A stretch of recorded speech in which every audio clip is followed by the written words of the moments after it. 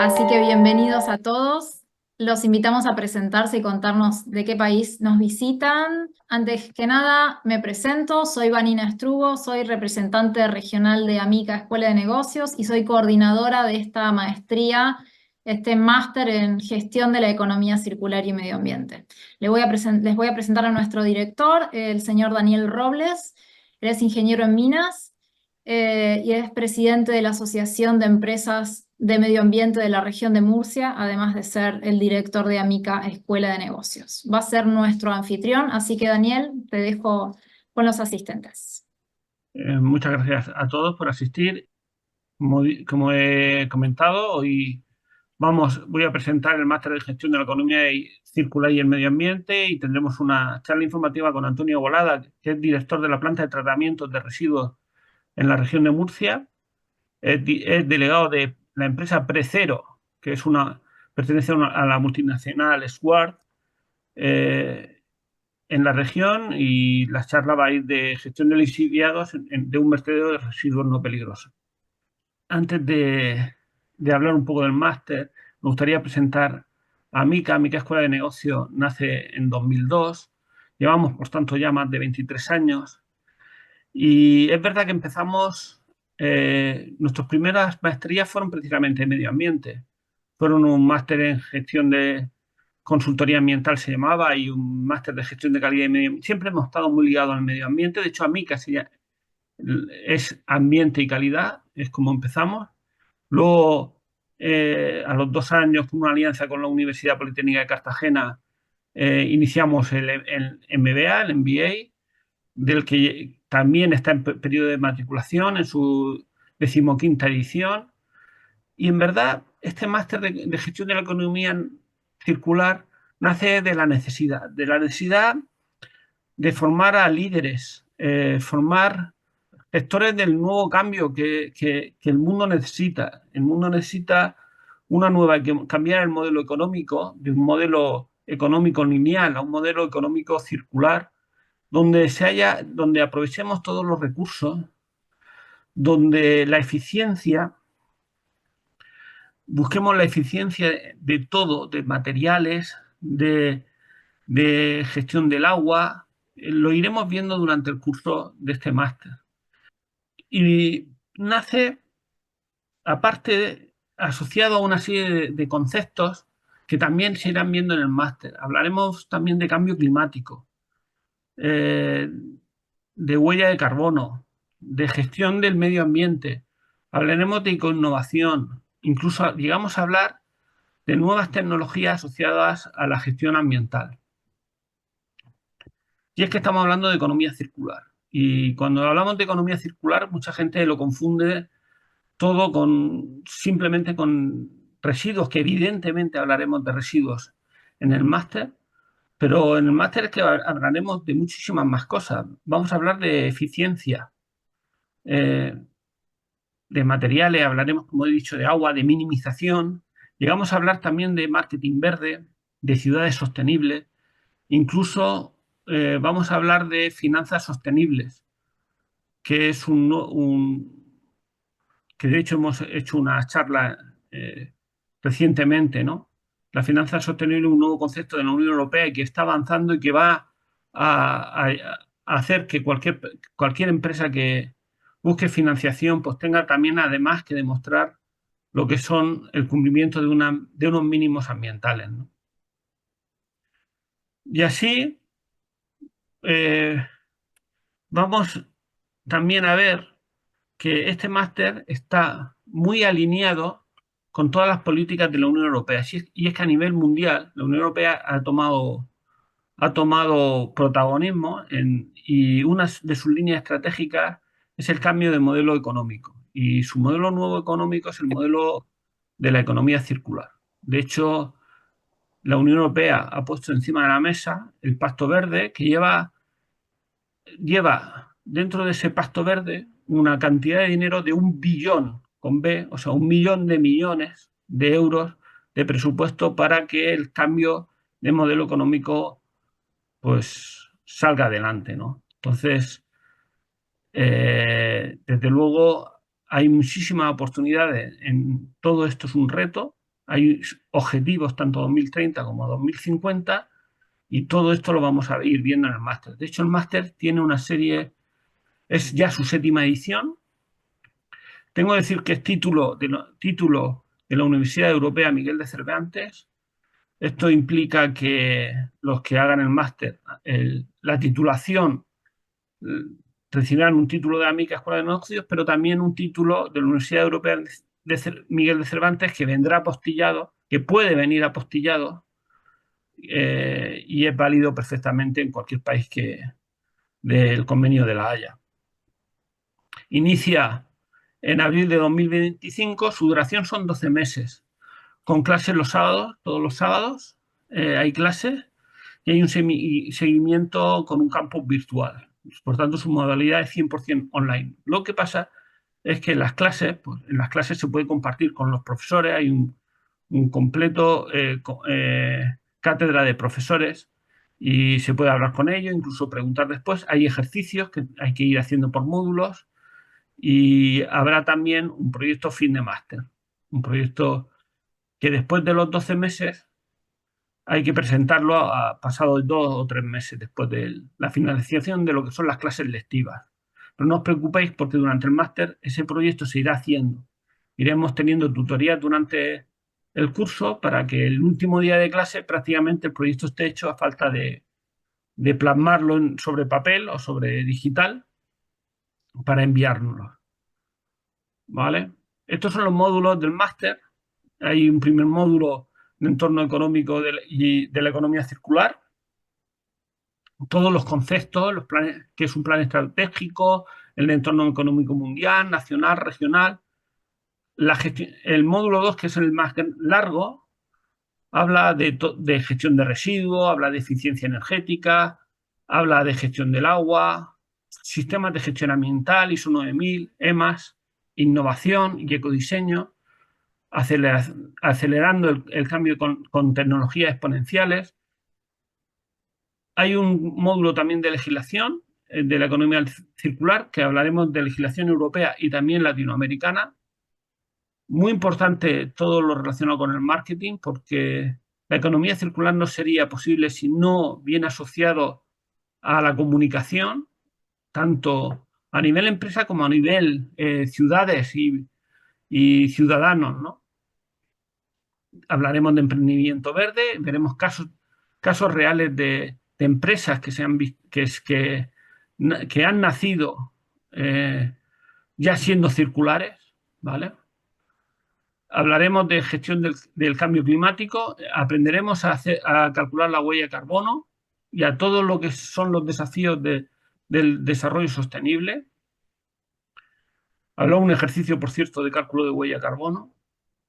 Y ya para terminar, se habla de la economía circular por sectores, donde pues, veremos los detalles de la agricultura, de la construcción, del turismo, lo que es una Smart City, de la logística inversa.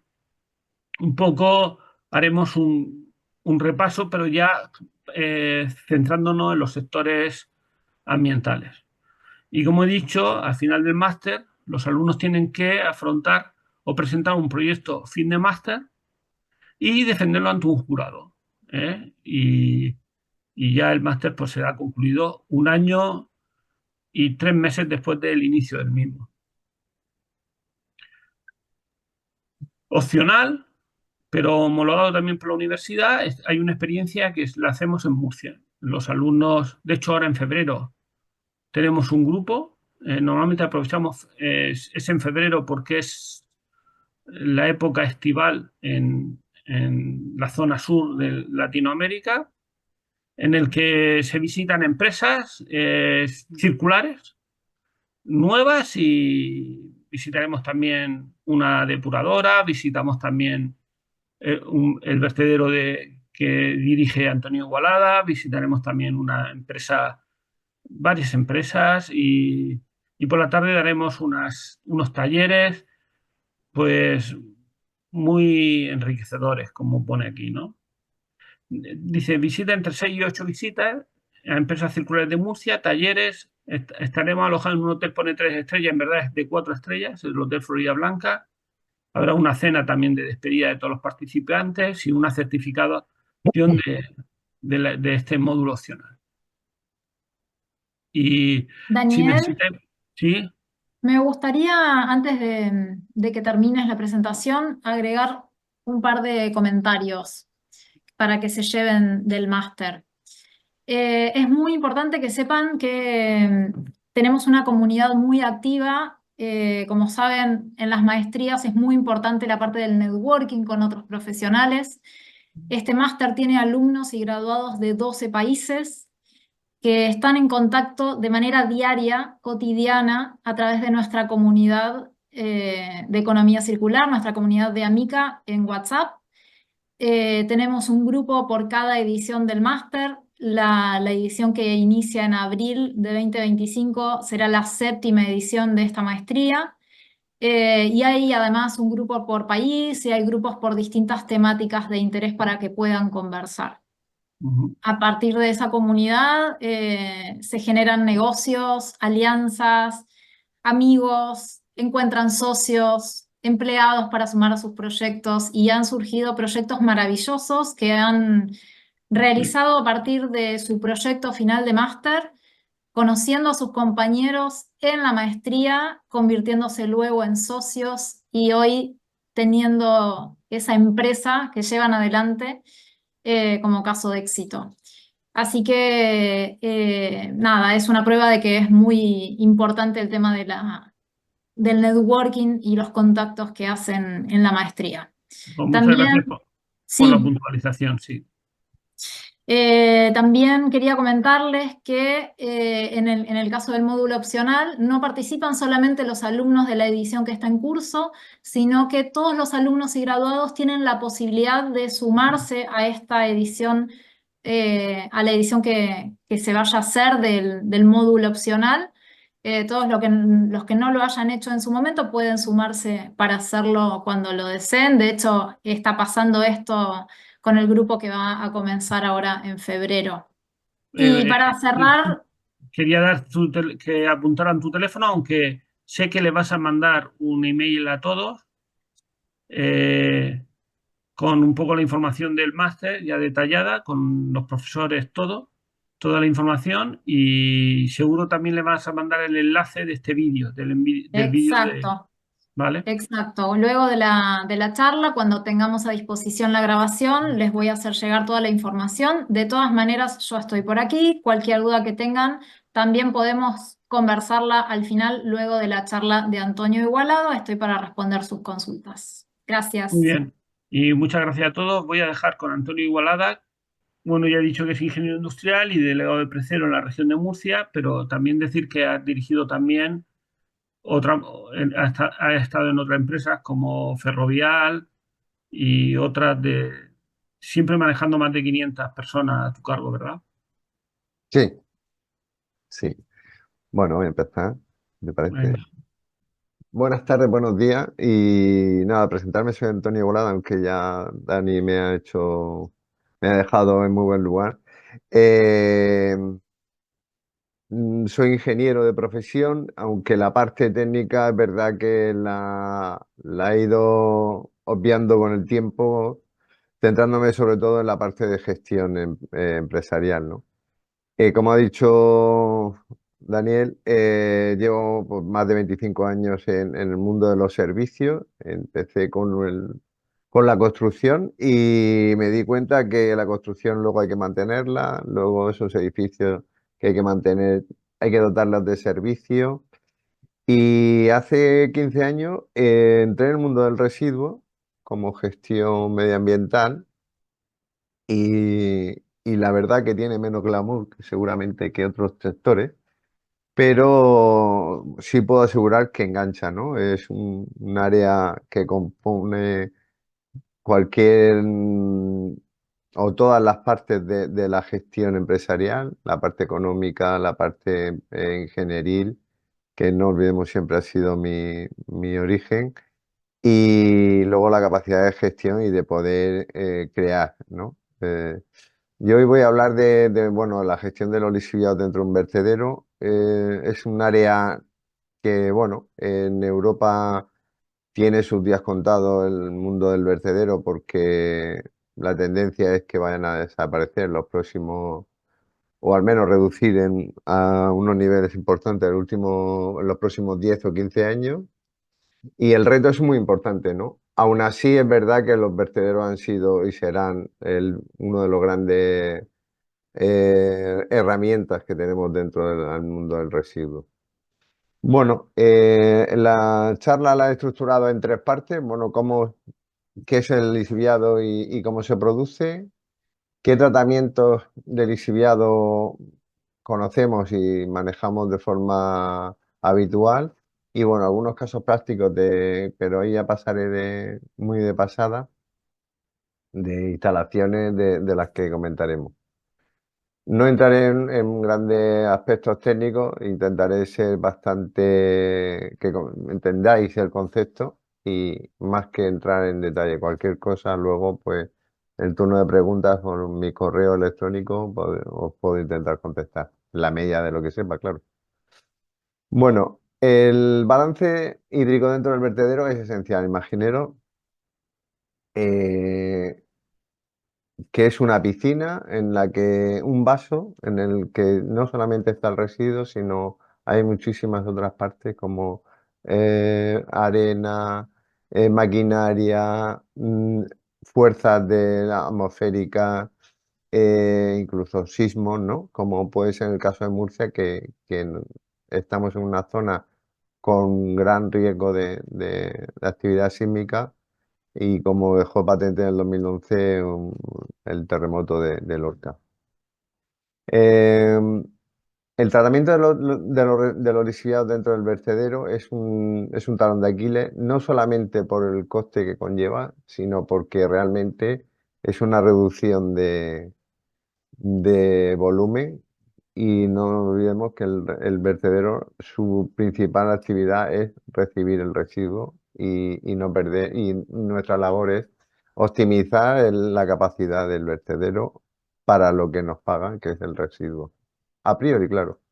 Luego hay otras áreas como el biogás, que cada vez, bueno, ya es una actividad que mejora y es una palanca importantísima dentro de la viabilidad económica de un vertedero de residuos no peligrosos. Mm, la gestión correcta dentro del vertedero de los lixiviados, pues está en reducirlo y reducirlo, lo esencial es que no se generen, ¿no? Y ahora basamos un poco a cómo se genera el balance hídrico y cómo se monta el lixiviado. El lixiviado es el agua que lleva el propio residuo, la infiltración de agua que recibe y luego las entradas de aguas subterráneas que en principio son mínimas o no deberían existir. Em, para reducir el lixiviado, estas son las tres palancas, los tres términos del balance en el que tenemos que controlar. Actualmente hay una normativa que es bastante antigua, del 2001, aunque hay bastantes modificaciones o aclaraciones a este Real Decreto que han ido perfilando la actividad y el funcionamiento de los vertederos. Y luego, lo que está claro es que la cantidad de agua que conlleva el residuo es inevitable, ¿no? Entonces, todo lo que tendremos que trabajar es en evitar que, que el resto de factores aumente la capacidad de lixiviado. Bueno, no sé si, aunque quería intentar que fuese una foto lo más clarificadora posible. No sé si estáis habituados, esto es un vertedero al uso, un vertedero en el que está semi explotado y como veis, bueno, pues tiene un vaso que está impermeabilizado y con una membrana de polietileno de alta densidad.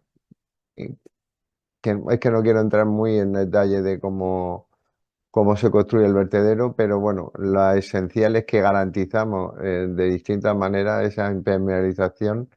mm, con respecto al agua, aportación de agua subterránea. Con lo cual evitamos ese primer punto que es o esa primera palanca que puede producir el incremento del lixiviado dentro del vertedero. Si un vertedero funciona, normalmente se va clausurando parcialmente. Como veis en la parte superior de la foto, pues existe una loma que está cubierta de terreno, en el que hay pequeñas tuberías que son extracciones de aire, que lo que capta es el biogás de la materia orgánica en descomposición. Y luego otra zona que se llama el frente de vertido, que es esta parte de abajo donde está la maquinaria y en el que es en la zona de operación en la que estamos trabajando en cada momento. Entonces, si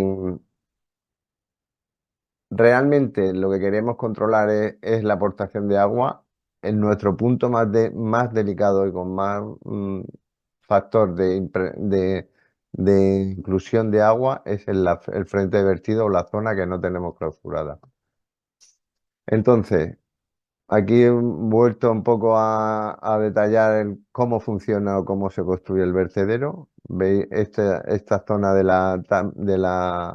terreno suelen ser arcillas que están compactadas, que se garantiza la impermeabilización ya de por sí, pero por el- por la capacidad de compactación que tenemos y la impermeabilización del tipo de terreno. Luego entra una membrana, como os he dicho, de material permeable para que no exista la posibilidad ni de que el lixiviado entre abajo al terreno, ni que pueda aportarse dentro del vertedero. Entra luego unas tuberías que serán las que van captando ese lixiviado y las tuberías que van a ir ayudando a la evacuación de ese lixiviado por distintas mm, centrales de bombeo o de presión en lo que se genera esa salida del vertedero, del lixiviado. Estas son las distintas zonas. Viene a ser algo parecido a una cantera, pero nunca olvidemos que no es un terreno, no es tierra, ni funciona como tierra, ni se comporta como tierra. Eh, De hecho, el lixiviado ya no solamente es un problema, como he dicho antes, de que ocupa espacio, sino que puede llegar a ser un problema de comprometer la estabilidad que tiene el residuo dentro del vertedero. Imaginaros que la capa de lixiviado que tenemos en el fondo del vertedero llega a aislarse de alguna manera del resto de residuos y forma lo que se llama capas de deslizamiento que hacen que el talud quede inestable y bueno, con el riesgo de pensar que se están trabajando con maquinarias pesadas en el frente de vertido, ¿no? Bueno, como os he dicho, la capa intermedia de ese vertedero es como vamos a ir trabajando, ¿no? Entonces, realmente esto es el vertedero, lo que os he dicho, el vaso, la membrana, el residuo y una capa intermedia o temporal de terreno que vamos a aportar cada día que aportemos el residuo. Esto nos permite primero, aislar el residuo para no tener emisiones.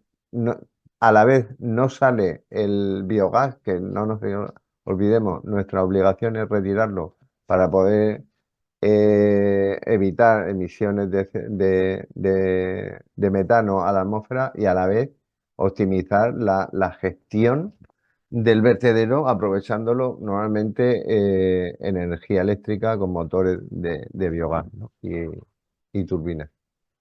Entonces, todos los días lo que haremos será abrir la primera capa de cubrición, la vamos a retirar.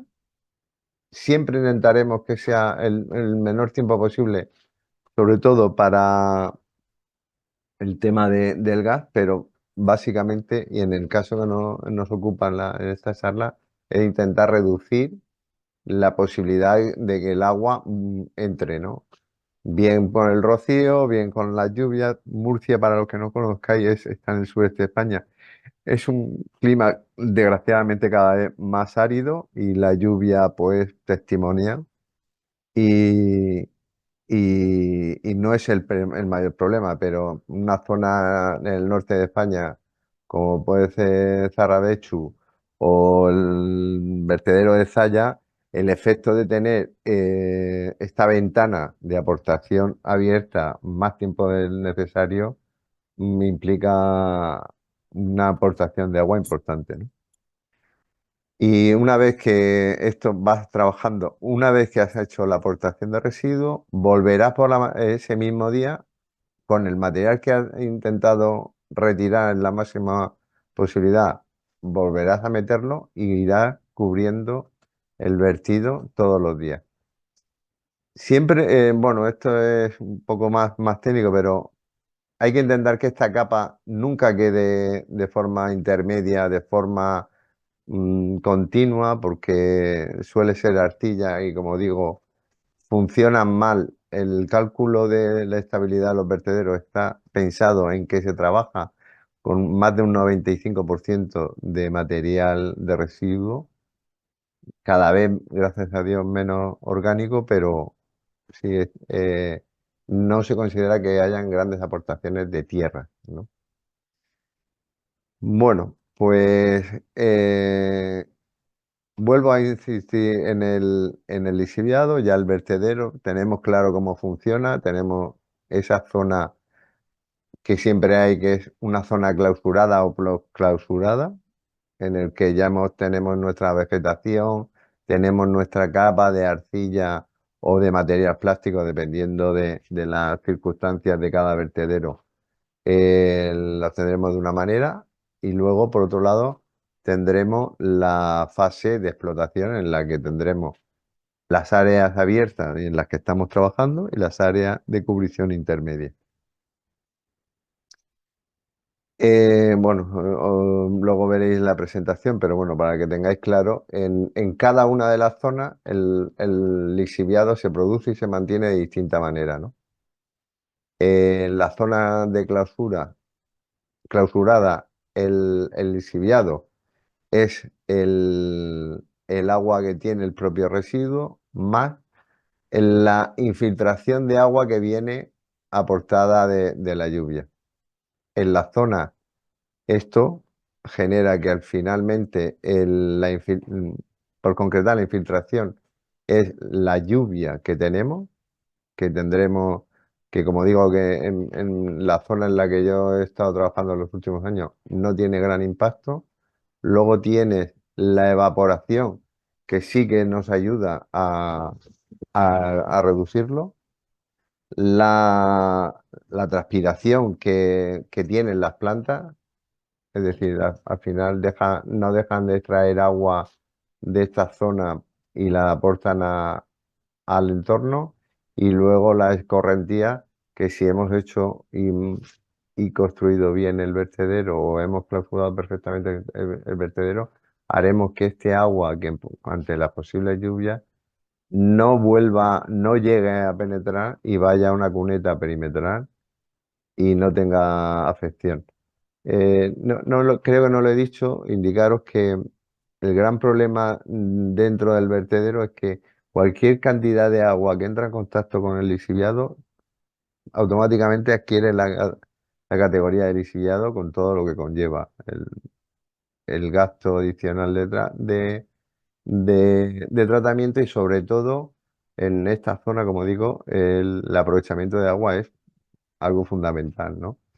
El mundo de residuos casi siempre se relaciona con la economía circular, porque parece que es lo que todo o de siempre se ha utilizado, pero es que ya lo hacían hace muchísimos años en este caso los agricultores, que eran capaces de sostenerse, bien por las condiciones en las que vivían o bien por la falta de economía, ¿no?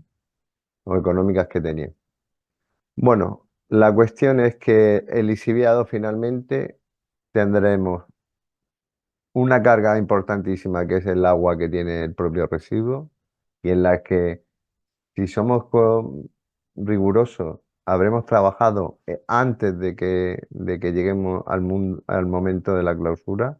Es decir, el vertedero debe tener un análisis y una custodia de las entradas del residuo.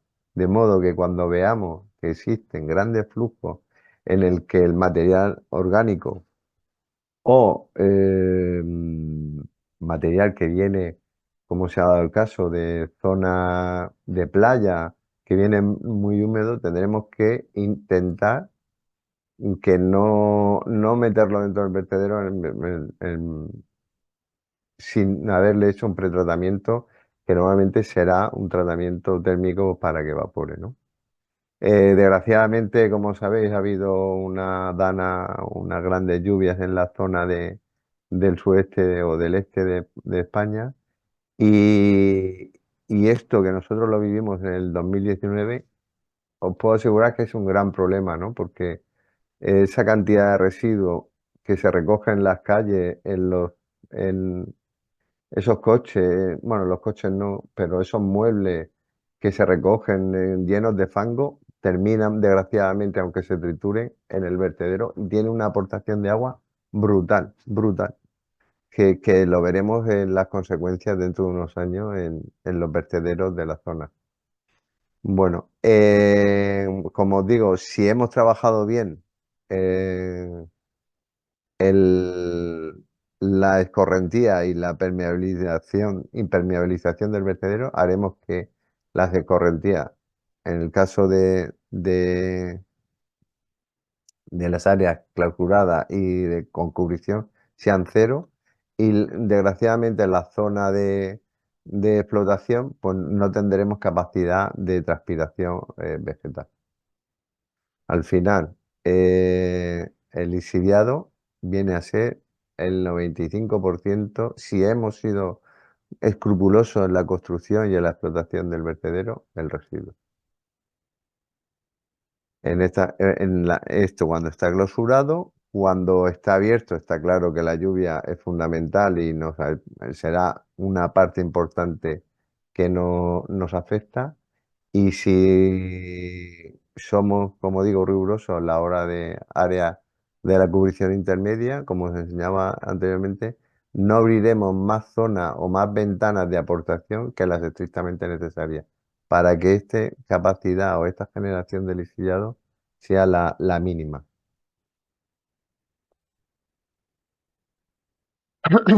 Bueno, el material más utilizado para las cubriciones temporales, para ese periodo de explotación, suelen ser las tierras con las que has extraído para hacer lo que nosotros llamamos el vaso, el cubeto o el propio el depósito. Cada uno maneja el término independiente, pero al final lo que viene a ser es la piscina, por decirlo algo de una manera más común.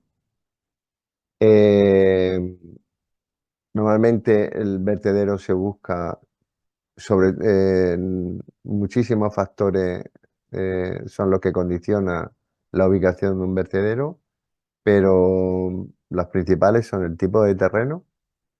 Bueno, el principal es, no nos equivoquemos, es la afección social en el que se encuentre, es decir, no puede estar metido en zonas mm, de excesiva población, ni que tengan actividades que en un momento dado no puedan compatibilizarse con la propia actividad del vertedero.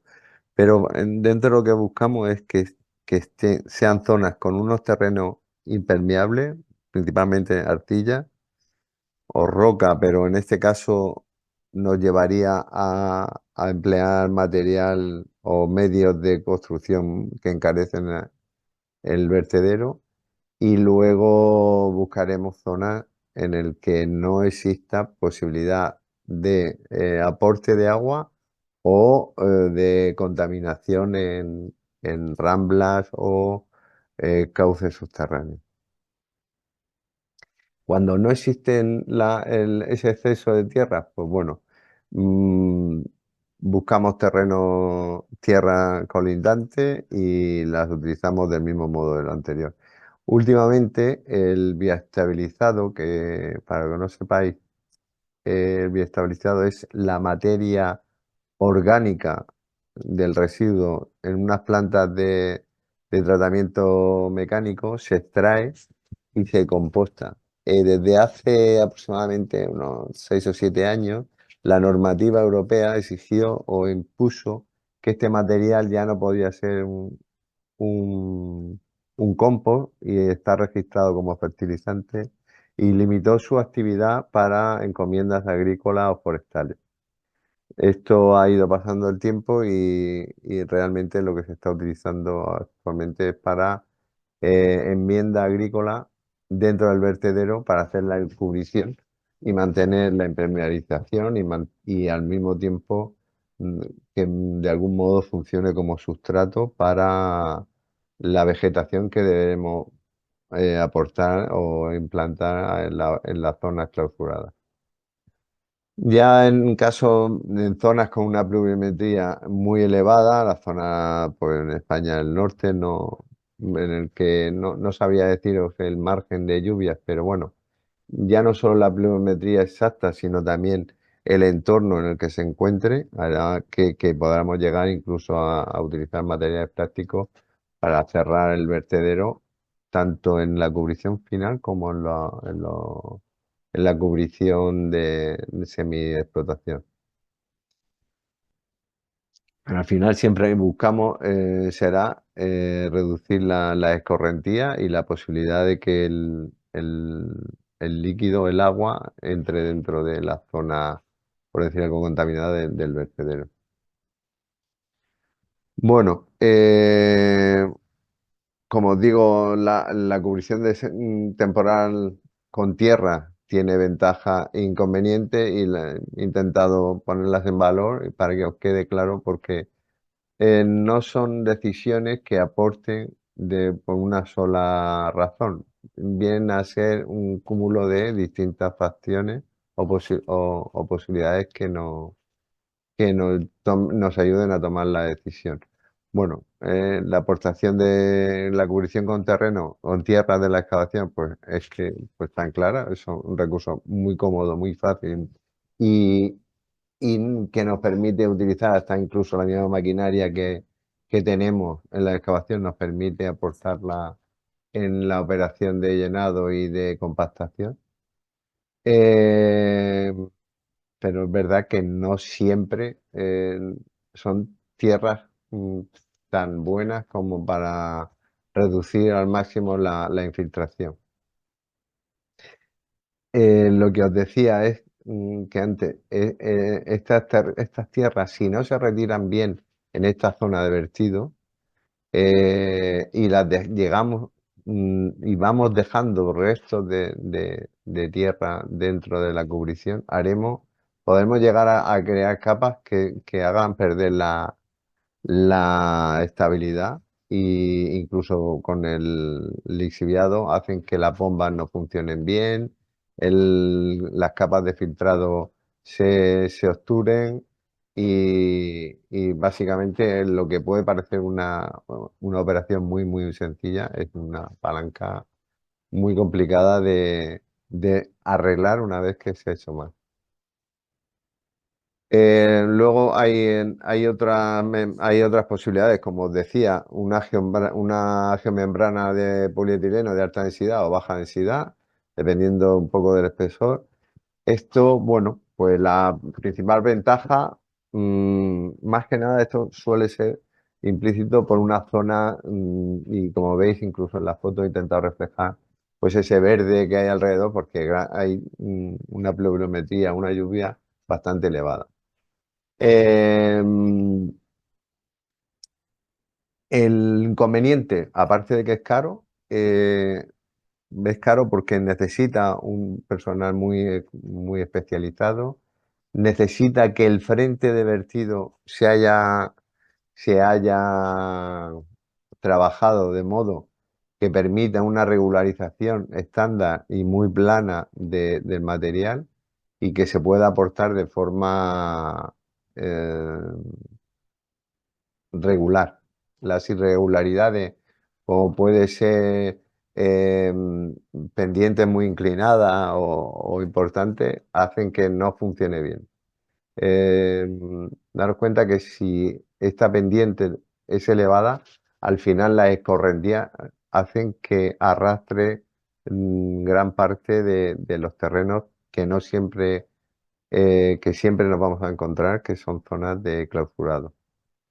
Luego hay un caso intermedio, que son estas zonas de paneles plásticos, que son ya no, son pequeñas planchas de plástico bastante más fáciles de manejar, permiten la permeabilidad reducirla al mínimo y, y nos aporta que no pierde no existe esa pérdida de densidad por los terrenos que teníamos con con las tierras, y luego tampoco tiene el excesivo coste de implantación como tenían las planchas de polietileno, que necesitan un soldado en caliente para que no se desplacen y no generen desperfectos o movimientos entre sí. El inconveniente, bueno, pues aunque necesita la superficie, tiene que ser igual de regular que las planchas de, de polietileno, pero en este caso incluso tienen que tener menos pendiente, aunque la foto no sea la mejor, tienen que tener menos pendiente porque el sustento es básicamente por efecto de gravedad, utilizando neumáticos, sacos de arena y tal, no lleva enclavado al material. Bueno, existen muchísimos métodos predictivos. No voy a entrar en esto porque primero no es mi fuerte. Creo que en esto hay tecnólogos que tienen muy claro el modelo y lo que sí quería reflejar es que, bueno, es un elemento que tenemos que trabajar siempre que hagamos un vertedero. Tenemos que manejar modelos cuánticos y cualitativos, tanto no solamente por la aportación de qué cantidad de agua nos va a traer la lluvia, sino incluso qué, qué tipo de agua nos puede traer, si está en un entorno industrial o no industrial, o si tiene correntías por ciertos terrenos que aportan más carbonato cálcico o incluso yeso, que bueno, eso ya son complicaciones más importantes. Pero bueno, estos modelos tienen que hacerse previamente a cualquier análisis de vertedero, porque son una palanca, como digo, fundamental para la viabilidad del proyecto, más allá de, por supuesto, los gastos de excavación y de explotación. Mm, En los modelos de predicción, pues bueno, el vertedero se va saturando de, de lixiviado conforme va pasando el tiempo y conforme se van operando. Si nos damos cuenta, y como os comentaba, vamos aportando distintas capas de vertido y de terreno encima de del residuo, esto hará que vayamos comprimiendo el residuo y extrayéndole y favoreciendo la extracción de ese agua o ese lixiviado, ¿no? Eh, Estos modelos predictivos que os comentaba anteriormente llegan a evaluar qué grado de saturación tiene el residuo, cuándo lo va a adquirir, incluso en qué cantidad y qué tipo de concentración pueden llegar a tener si hemos sido rigurosos a la hora de controlar y manejar una trazabilidad exacta del residuo que estamos introduciendo.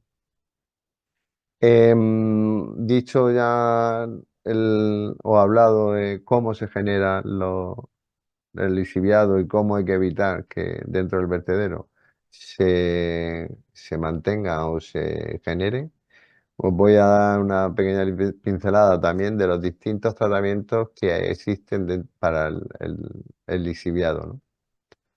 El,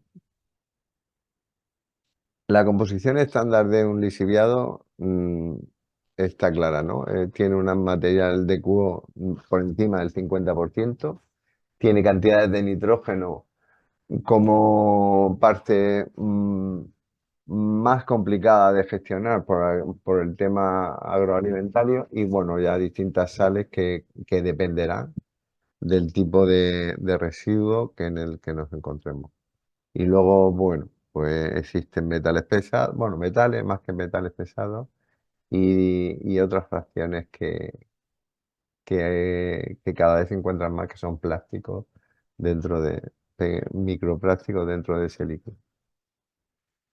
Aquí esto es la composición habitual, tiene un pH de en torno a un 8 y la conductividad, la media es de un 20 y tanto, pero funcionará mucho o dependerá mucho ese máximo de 90 a ese mínimo de 1000, dependiendo del tiempo de residencia del residuo, sea del lixiviado dentro del vertedero. Un lixiviado que ya está, como os enseñaba en el otro, ay, ajá, en el otro díptico o gráfico en el que os iba enseñando cómo se va saturando, este lixiviado, que es bastante menor, tiene unas concentraciones bastante más altas de QO y sobre todo tiene de sales bastante importante. Es decir, el lixiviado ya no solamente tenemos que reducir que esté, sino tenemos que reducir su tiempo en el vertedero para que la conductividad y en general la aportación de distintos materiales se generen dentro de se incrementen o perjudiquen el tratamiento del lixiviado. O sea, una vez visto el punto de control de generación, el almacenamiento, centraremos las posibilidades que existen en el tratamiento y en la eliminación. Al final, el objetivo del tratamiento es reducir o sacar el agua aprovechable y que el material contaminante lo podamos gestionar de forma independiente y sobre todo sin afección al medio ambiente. Como pongo aquí, las contaminantes que arrastran el agua y otros factores más generales como la localización, la planta de depuración, el clima, el ecosistema afectado, dígase ramblas o cauces en los que podamos aportar, son factores a considerar dentro del tratamiento de lixiviado. Existen distintas tecnologías, innumerables, diría yo.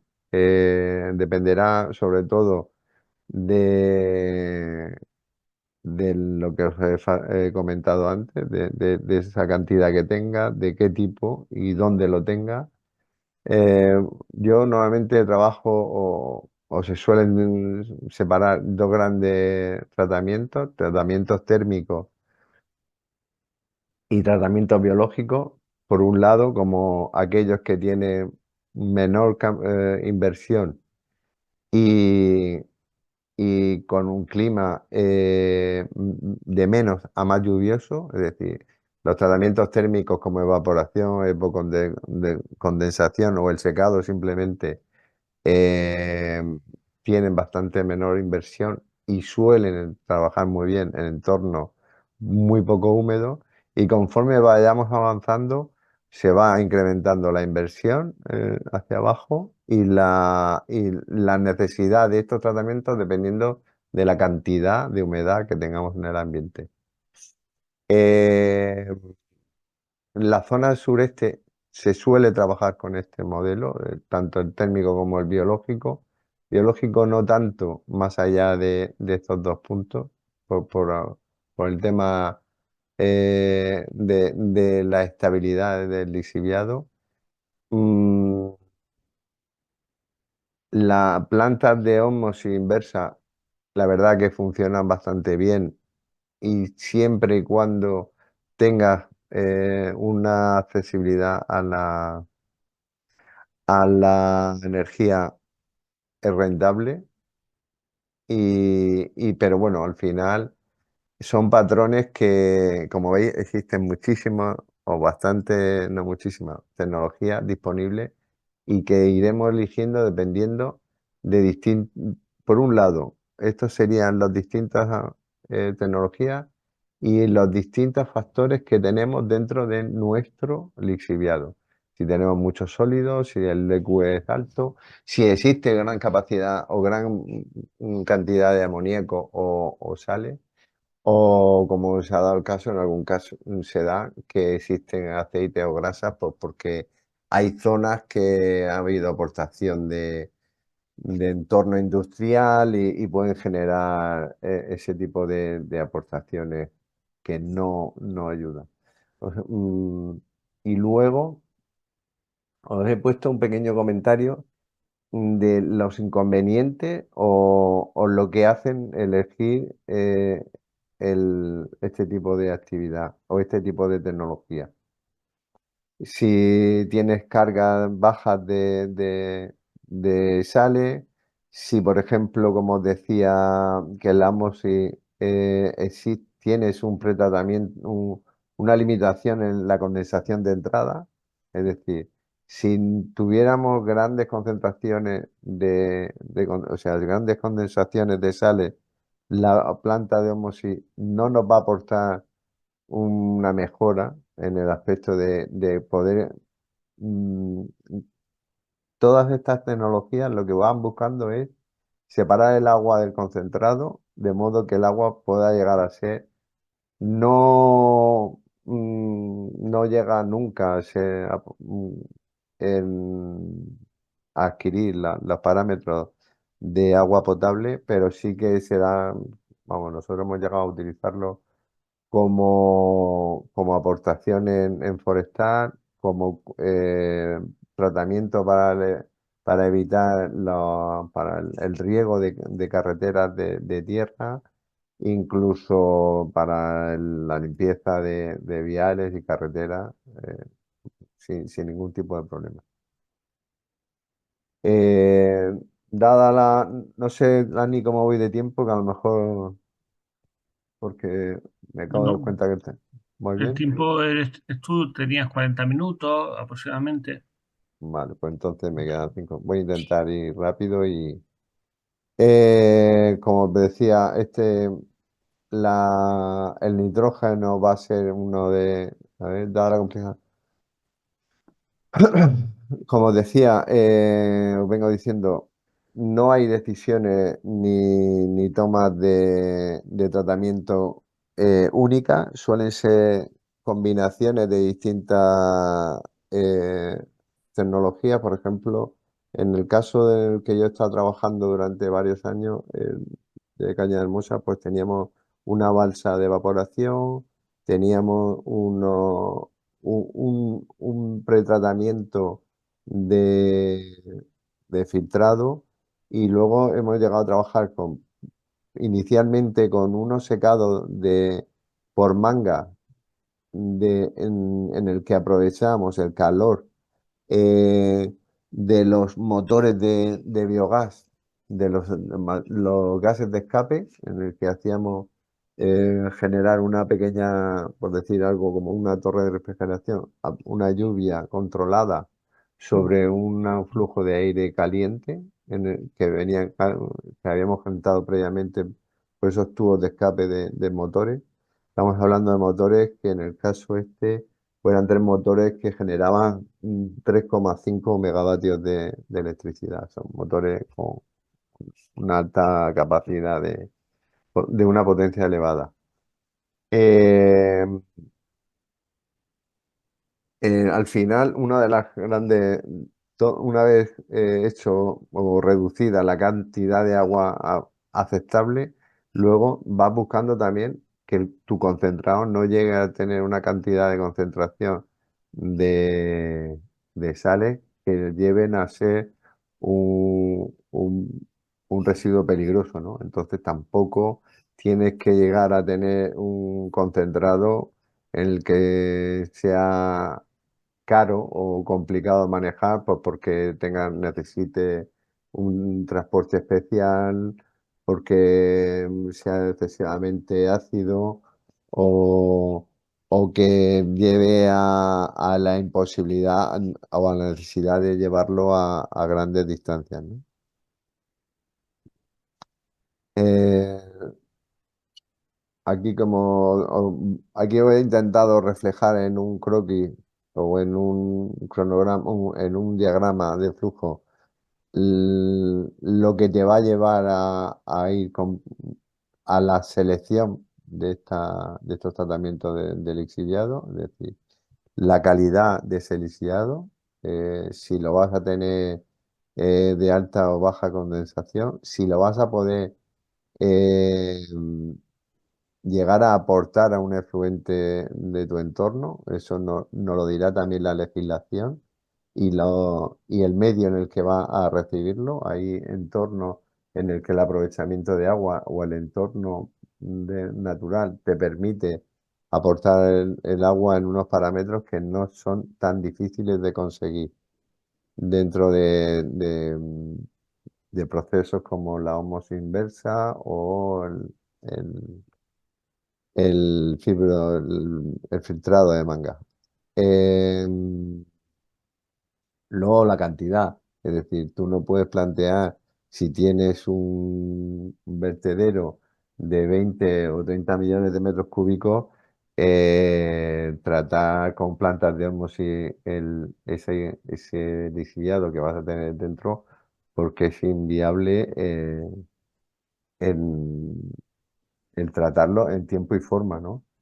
Eh, y por otro lado, si tienes un frente de vertido en el que la aportación sea tan grande que tengas que junto con una alta pluviometría te obligue, te esté condicionando grandes cantidades de aportación por lluvia, pues tampoco puede, tampoco vas a utilizar plantas de producción alta. Vas a entornos pues de balsas de secado o de decantación.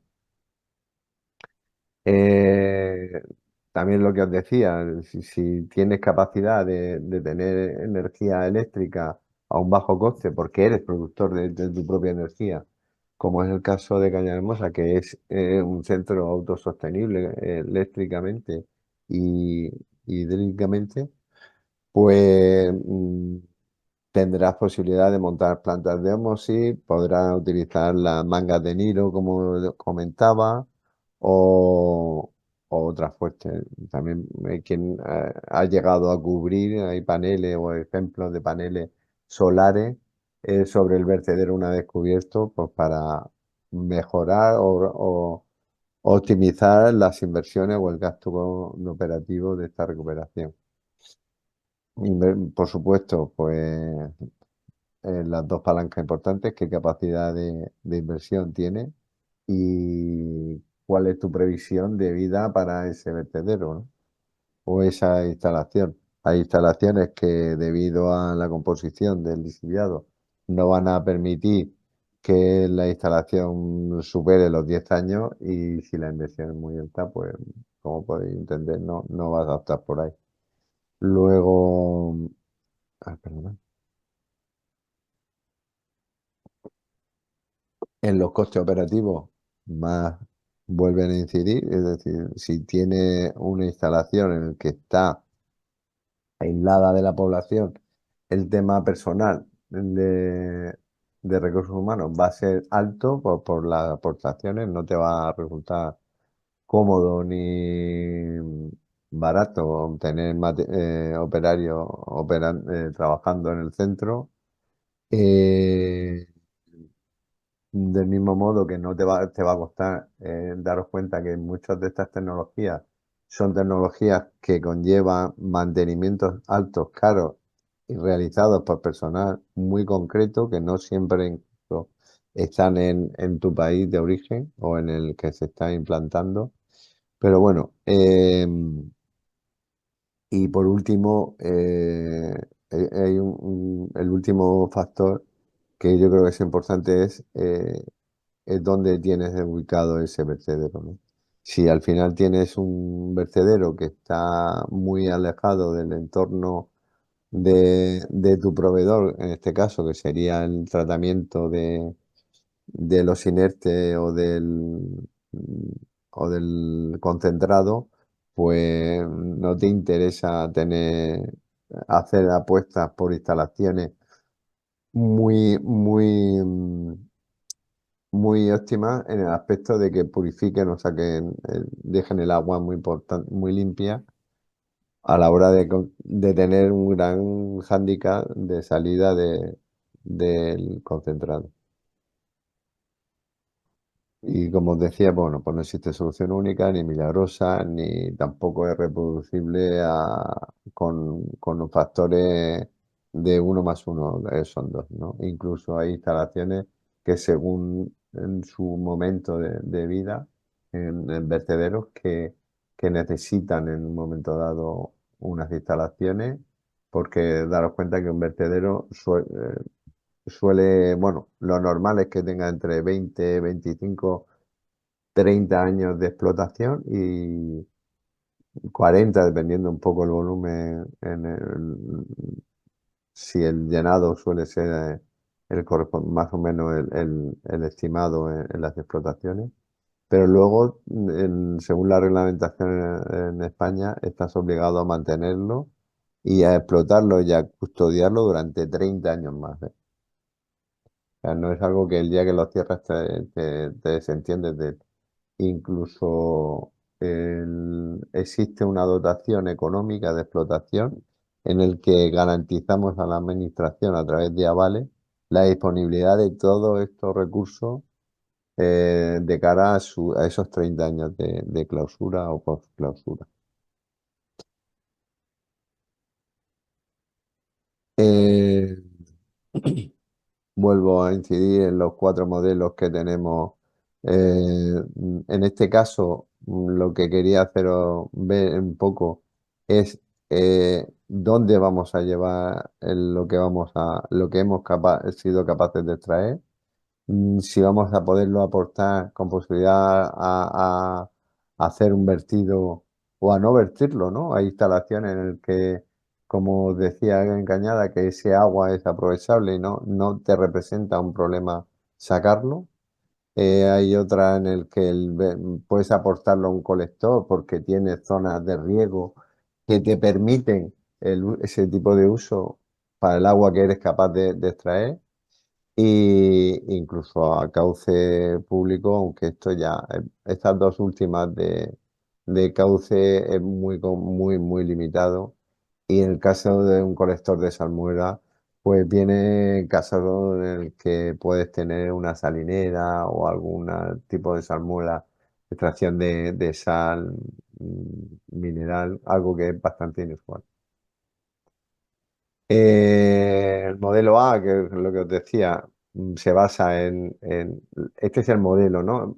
El dato económico sí que no me gustaría que lo hicierais muy concreto, es decir, no son números, no están actualizados y dependen mucho de casos muy, muy, muy, con factores muy concretos, pero bueno, era para que hicierais un poco una orden de magnitud de por dónde van los números.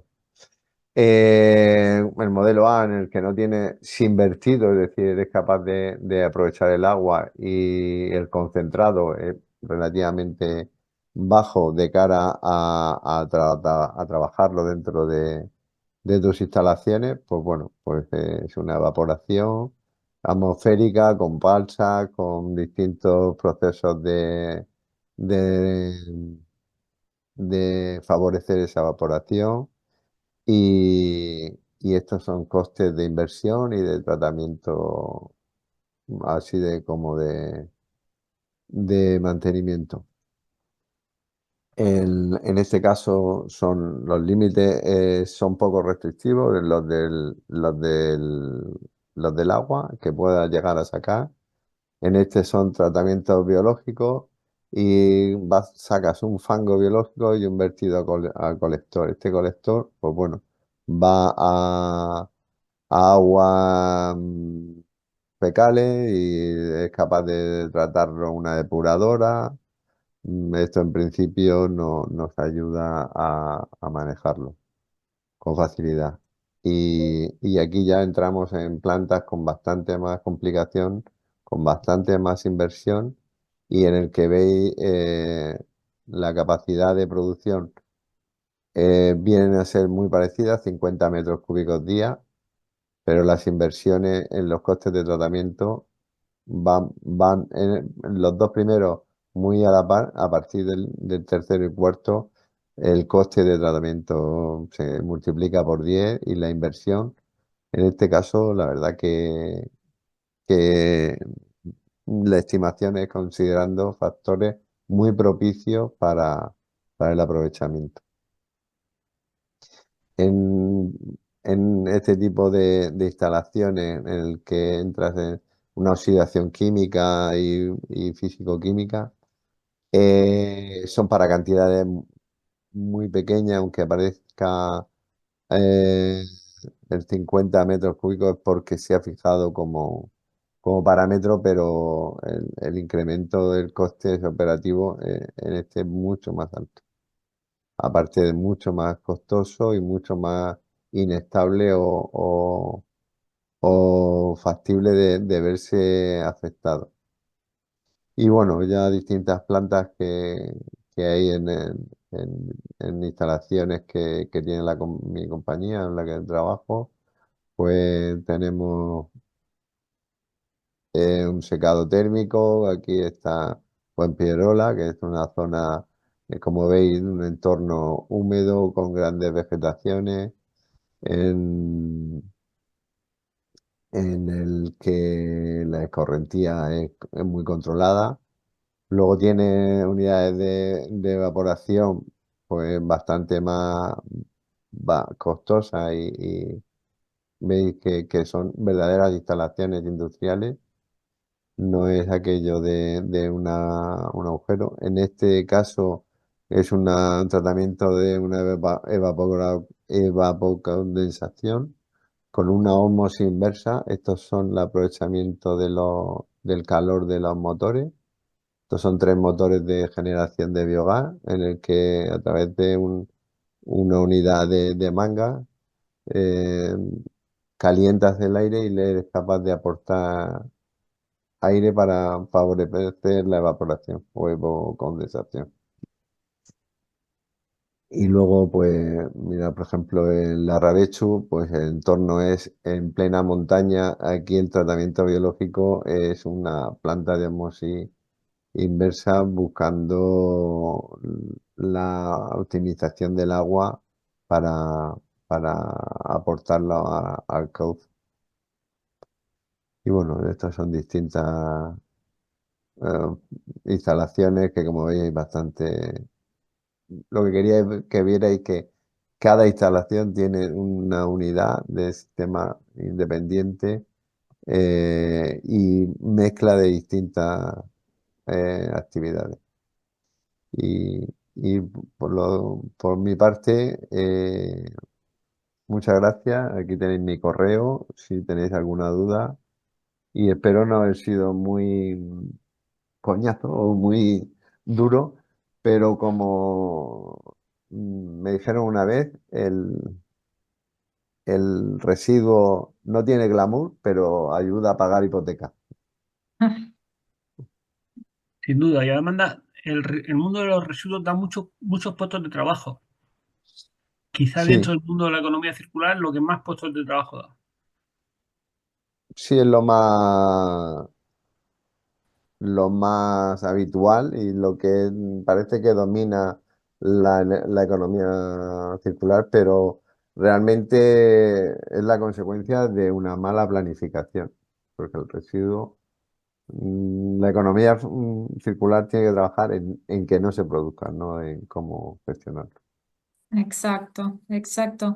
Súper, súper interesante tu charla. Obviamente es un tema técnico, así que es muy difícil hacer esta charla de manera divertida. Son un montón de especificaciones y detalles que es necesario comentarlos, así que gracias, gracias por tanto detalle, Antonio. Me gustaría saber si hay alguien que tiene alguna consulta, que quiere preguntarte algo sobre tu charla, le quedó alguna duda o algún comentario que quieran hacer. Iván, Adriana, Mirna, Filiberto, Camila, Dani, Hugo, Mariano, Luz, que se sumó al final, pero llegó a Hola, escuchar. buenas tardes. Hola Sí, no, Luz, ¿cómo llegué muy estás? justito y lo primero, bueno, Sí, trabajando, perdón, vamos a ser más cordiales porque la verdad es que primero se agradece la invitación. Ahí está, tengo rostro. gracias. Agradecida de que hicieran la invitación.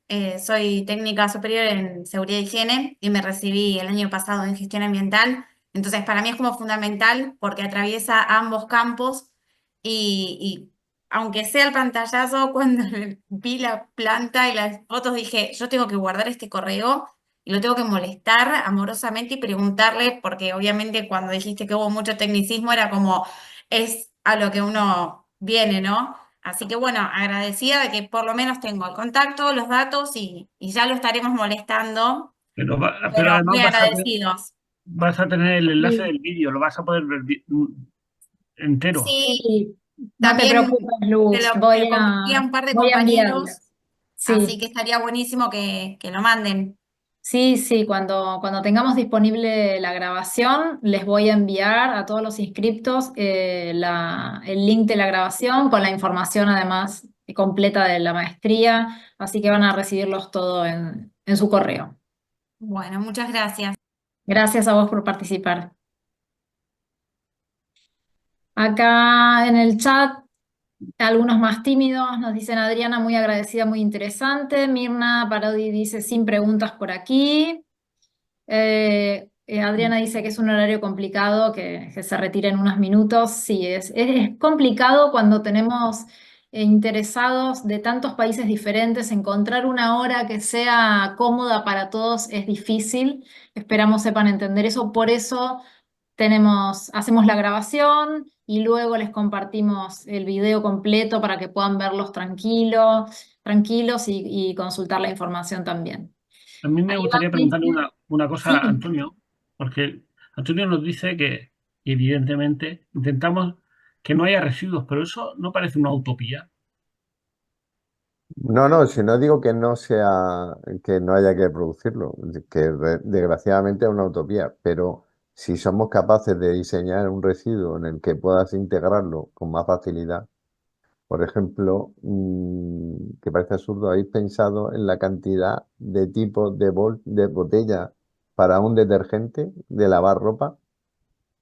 Pues eso lo detecta una máquina que es un óptico que refleja, dependiendo de cómo refleje la luz en ese material, lo empuja en una planta de tratamiento mecánico, lo va a empujar a un palmo, o sea, a 20 centímetros o a 40.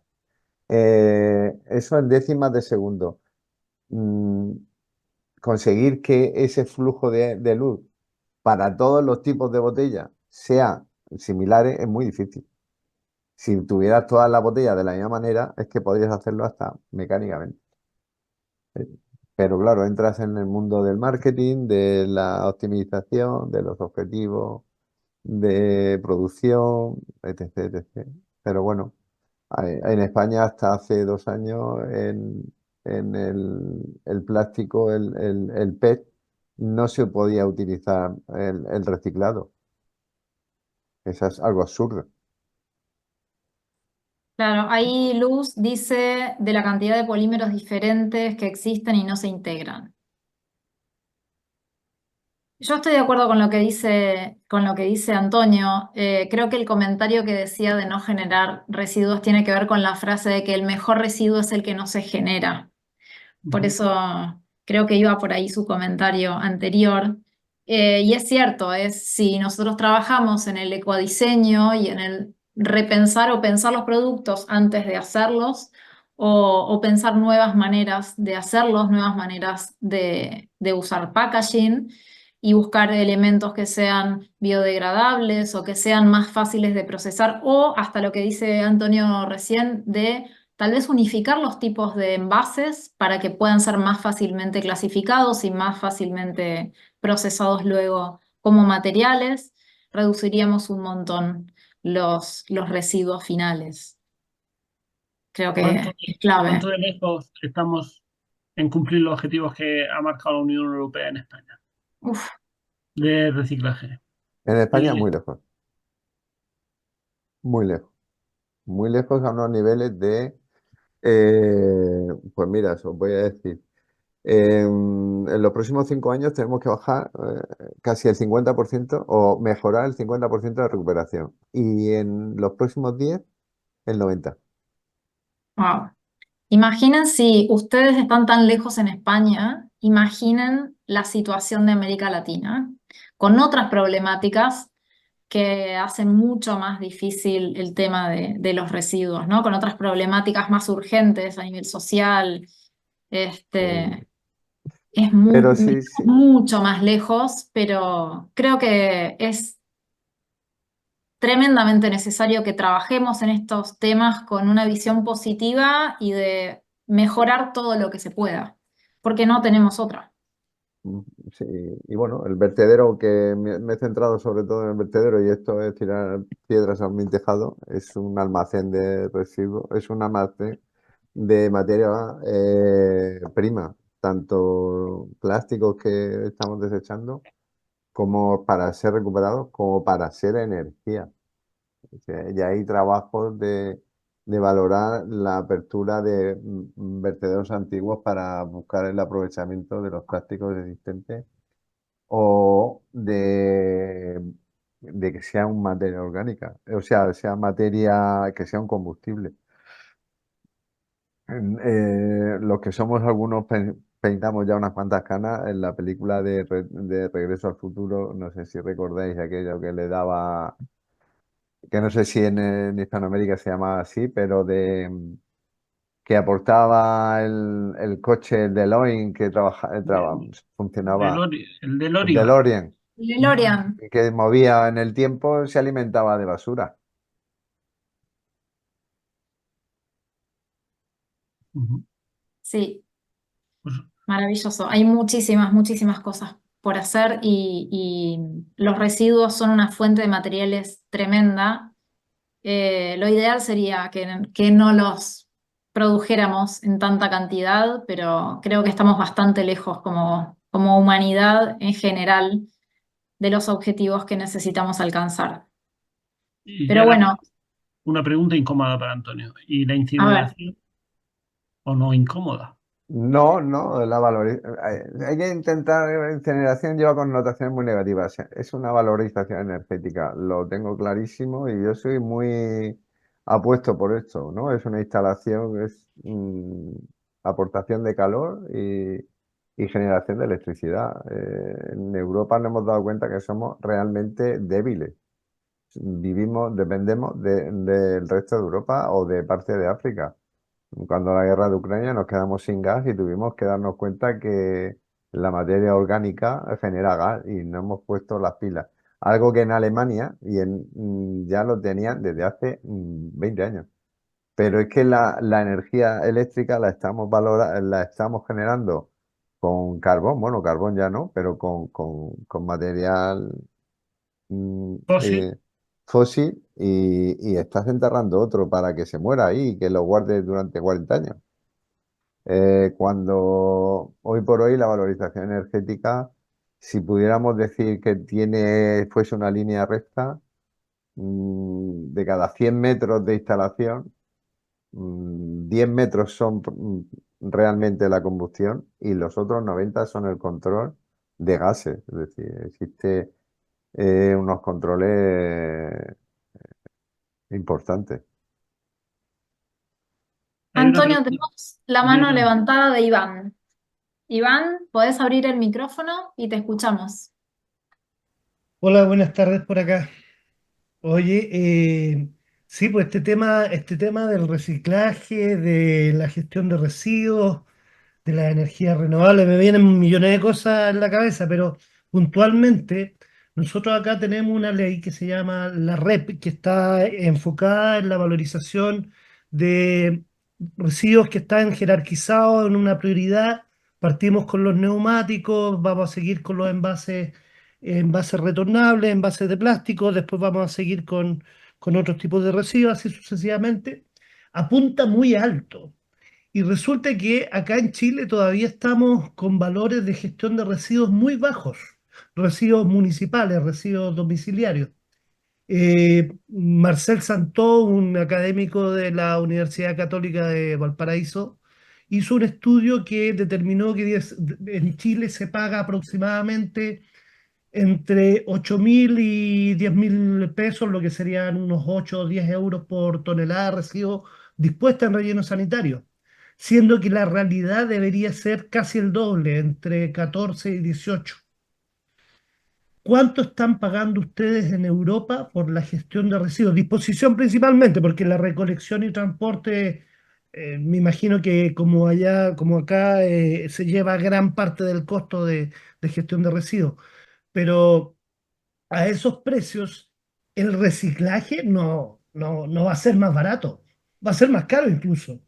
Entonces Eh, ahí hay una vista que acá políticamente un problema ha sido que todos en Chile están viendo, o las municipalidades, los políticos, los alcaldes, están viendo que esto va a ser un ahorro tremendo para ellos en el tema de gestión de residuos y lamentablemente ni yo estoy viendo que no va a ser un ahorro, va a ser una Mm. mejor gestión. El sí, ahorro, vamos a bueno, cuidar más el planeta, pero se va a gastar más dinero. Gracias, eso era un poco lo bueno, que Iván, quería. yo en eso te digo que sí vale más, pero eh, ¿vale más una casa que no tenga gotera o te vale más una casa que tenga o que tenga gotera no te importa? Al final lo que ha hecho Europa ha sido, y ha ido país por país, lo que ha hecho es que no tiene sentido que tú una tonelada de un residuo te cueste menos tirarla que hacerla. O sea, entonces, ¿qué se ha buscado la normativa? La tendencia es lastrar la generación del residuo porque no te puede, en el principio de el que contamina gasta, paga. Ese es el principio esencial. Tú no puedes poner en la calle un producto y desentenderte de lo que va a pasar con él.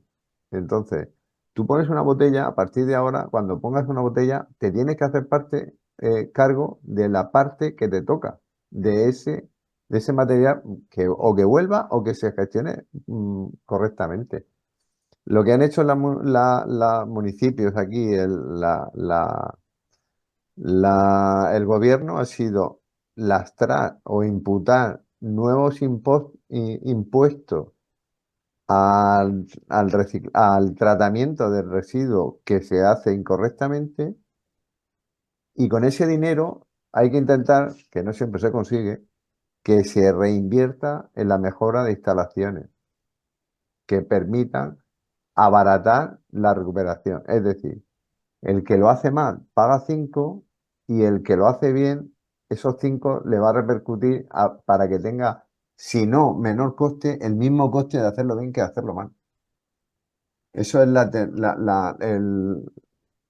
lo que se pretende hacer. Ahora, cuando el hambre aprieta, pues está claro que entre tener un hospital que funcione perfecto a que el plástico se gestione correctamente, pues ya las prioridades pues, son, las necesidades son otras. No sé si hay más preguntas.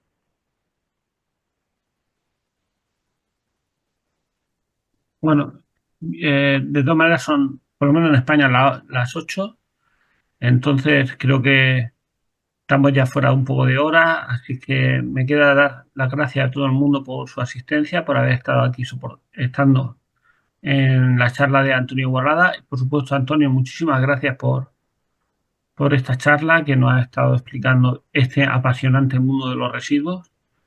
Y, y bueno, y quedamos en eso. Vanina se pondrá en contacto con todos los asistentes con el link de la grabación y la información de la maestría.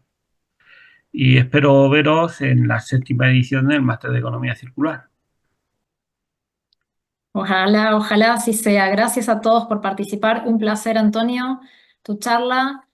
Y los esperamos en la maestría para más expertise con estos tremendos exponentes de la circularidad. Que terminen bien el día. Nos estamos hablando. Gracias a todos. Chao.